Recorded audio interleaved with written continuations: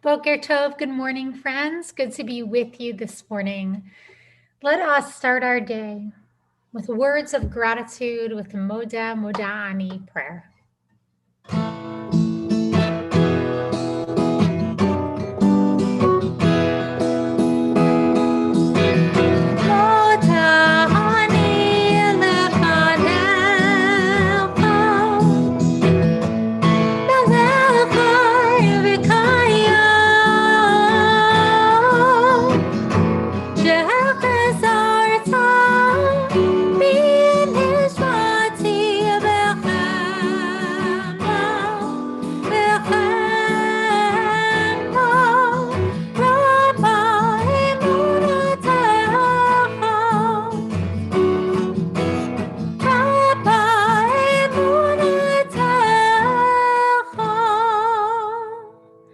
I am thankful before you, living and enduring sovereign, for you have mercifully restored my soul within me. Great is your faithfulness. And we can also offer a prayer for our very breath, for our souls, which have been given to us. And I invite you to join with me. Elohai, Elohai, Neshama,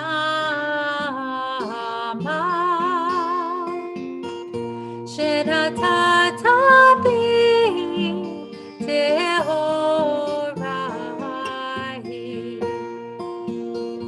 Elohai, Elohai, Neshama, Shenatata bi Tehorai. Ata berata, Ata yitzarta, Ata nefakta bi, Ve'ata meshamra b'kibi. Elohai, Elohai, Neshama, Shenatata bi Tehorai.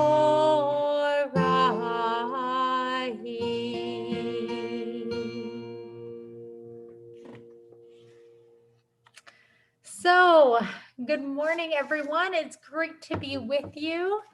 I want to say a Boker Tov to Riva and Andrea and Tina. So lovely to see you this morning. Susan and Sarah and Bonnie, it's lovely to see you. Diane, Rabbi Catherine, and Elliot and Gail, thank you all for being here in Sacred Community. And I know there's more people with us this morning. Hi, Hannah, good to see you here.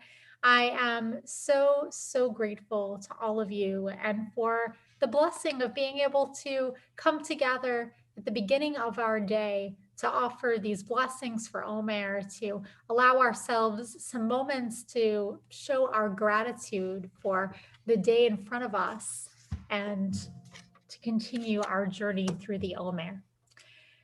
Baruch atah Adonai, Eloheinu melech haolam asher kiddushanu b'mitzvotav v'tzivanu al sefirat haomer. Blessed are you, Adonai, our God, ruler of the universe, who sanctifies us with mitzvot and commands us concerning the counting of the Omer. Hayom tisha v'esrim yom shehem arba'a shavuot v'yom echad laomer. Today is 29 days, which is 4 weeks and 1 day of the Omer. And of course, that means that this week we are starting a new theme, which is finding our way. As we've been going through this journey of the wilderness, we've been in the unknown for some time. Sounds familiar to all of us, I know. And now feels like our journey from the Omer has caught up perhaps to where we are in our process with this pandemic, that we're slowly starting to find our way now that we've been in the unknown for so long. So today I brought in a short teaching by Rabbi Chaim of Zantz, and he talks about someone who has been wandering in a wilderness of his own for some time. So it says, a man had been wandering about in a forest for several days, not knowing which was the right way out. Suddenly, he saw a man approaching him. His heart was filled with joy. Now I shall certainly find out which is the right way, he thought to himself. When they neared one another, he asked the man, Brother, tell me, which is the right way? I have been wandering about in this forest for several days. So the story will go on in a second, but I want to pause right here because it's so interesting that here is this man who's been wandering and he sees another person, and his first instinct is that other person must know what I don't. How could it be that that person wouldn't have the answer of how to get out? So saying, brother, tell me which way is the right way. I've been wandering for several days. Now, what ends up happening, of course, is that that man didn't know the right way out either, as we'll see in a moment. But I think this speaks to something that sometimes when we're lost, sometimes when we're uncertain, sometimes when we're not sure about what to do, there can be a human assumption, maybe not for you, but for some people, this is certainly true. There can be a human assumption that other people have the answer. But what this text shows, the other man said to him, Brother, I don't know the way out either. For I too have been wandering about here for many, many days. I'm like you, I also am lost in this wilderness. But this I can tell you, do not take the way I have been taking, for that will lead you astray. And now let us look for a new way out together. Rabbi Chaim of Zantz adds to this, saying, so it is with us. One thing I can tell you, the way we have been following this far, we ought follow no further, for that leads one astray. But now let us look for a new way. I find incredible power in this short story. One, because of this assumption that perhaps someone else has the answer, that there's an established answer that's already there, and perhaps that's not true.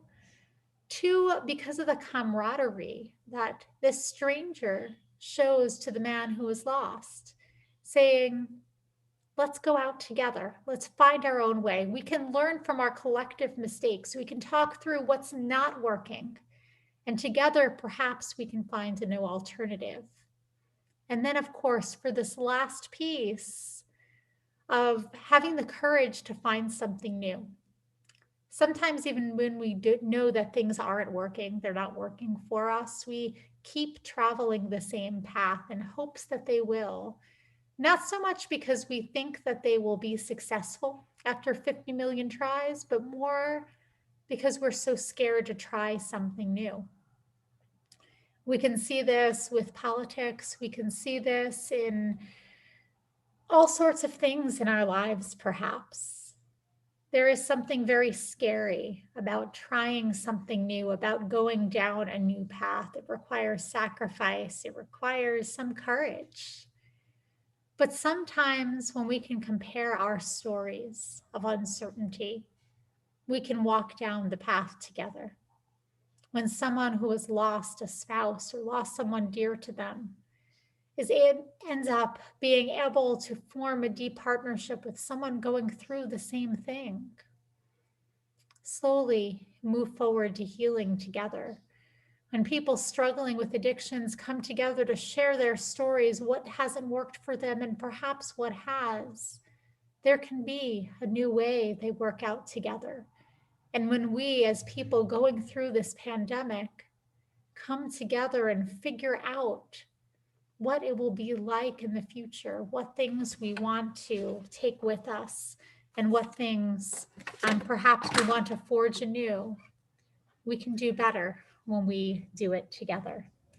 There's a poem that we often read in our Mishkan Tefillah around the Micha Mocha prayer, appropriately, since the Micha Mocha prayer has to do with the Exodus, and it feels very familiar or very similar in some ways to this story that I just brought in.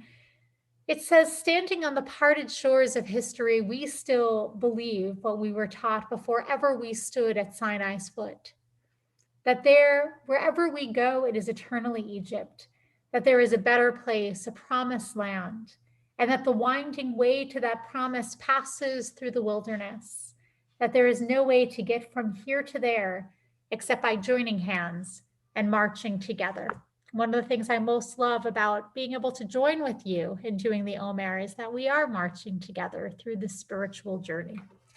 So each morning I have a question of reflection that we might choose to use throughout the day if it resonates with us.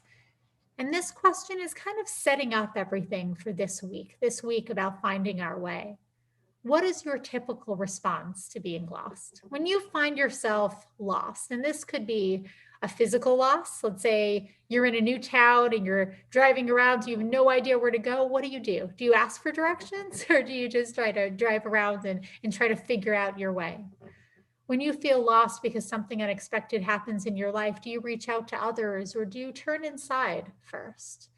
Just to have some reflection about our responses so that as we go forward throughout this week, we can do so with that kind of mindfulness about our typical responses. And I'd like to conclude, of course, with the Misha Barach prayer, a prayer for healing for us, for everyone in our community and our world. Please join with me in singing Debbie Friedman's prayer.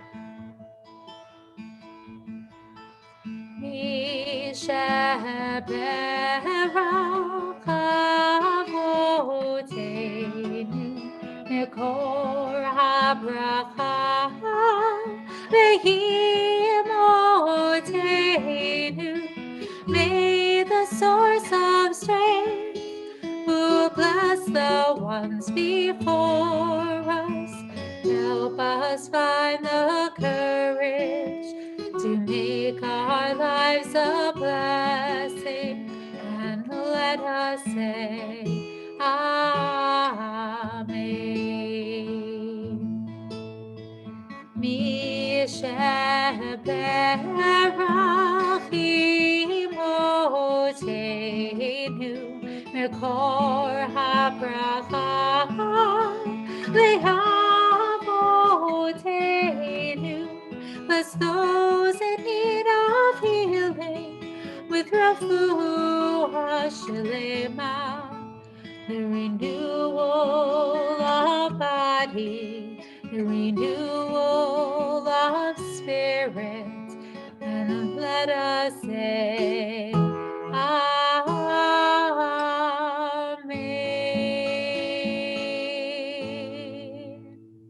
I hope everyone has a wonderful day filled with blessing, with strength, and with camaraderie. And I look forward to seeing you tomorrow as we come back for another day of the Omer.